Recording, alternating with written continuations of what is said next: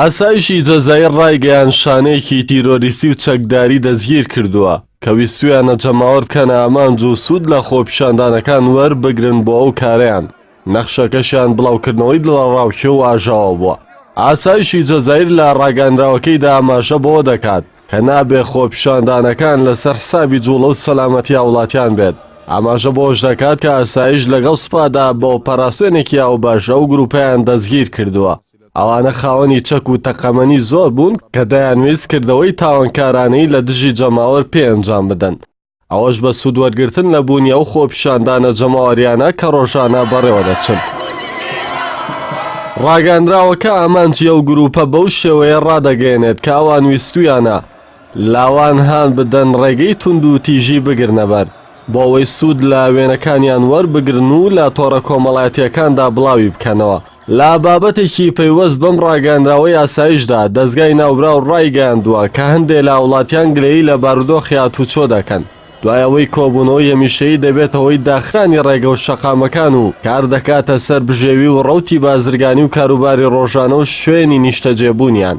ئەو راپۆرتانەی کە لە جەزایرەوە دەگاتە ئاژانسەکانی هەواڵ ڕایدەگەێنن. ڕۆژانی پێنجشەممەی هەموو هەفتەیەک دەسەڵاتداران ڕێگە سەرەکیەکانی پایتەخت دادەخەن بۆ ئەوەی ڕێگری بکەن لەوەی جەماوەری خۆپیشاندەری ویلایەتەکانی تر نێنە ناو خۆپیشاندانی جەماوەری پایتەختەوە کە ئەوە هەشتەمین هەفتەیە داوای گۆڕینی ڕیشەیی دەکەن و سوورن لەسەرەوەی سەرۆکی کاتی عەبدولقادر بن ساڵح کە پەرلەمانی وڵات دیاری کردووە و یەکێکە لە ئێماکانی ڕژەمی پێشوو دوور بخرێتەوە هەرچەندە تا ئێستاش سوپای جەزایر پشتیوانی لێ دەکات.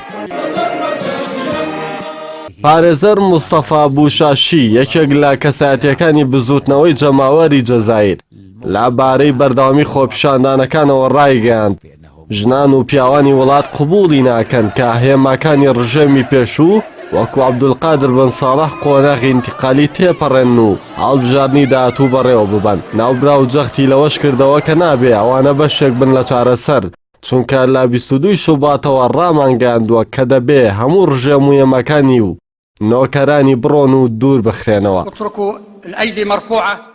ئەو مەترسیەی هەندێک لە چاودێرانی دۆخی جەزایر هەیەە ئەوەیە سوپا و ئاسایش یە وڵاتە ئامان بەرنامە و چاوەشەکاری ڕژێمی بەشارەسەد دووبارە بکەنەوە کە جەماوەری ئەو وڵاتە تا 9 مانگ بە ئاشتیانە خۆپیشاندانیان کرد بەڵام دوجارە سەد بە بیانووی هەبوونی گروپە تیرۆریستیەکانەوە هێرشی دەکردە سەر خۆپیشاندەران و ئارامی و ئاشتیانە بوونی خۆپیشاندانەکانی گۆڕی بۆ ئەو سیناریۆ ترسناکەی بە یارمەتیا و پەیمانەکانی جێبەجێیان کرد.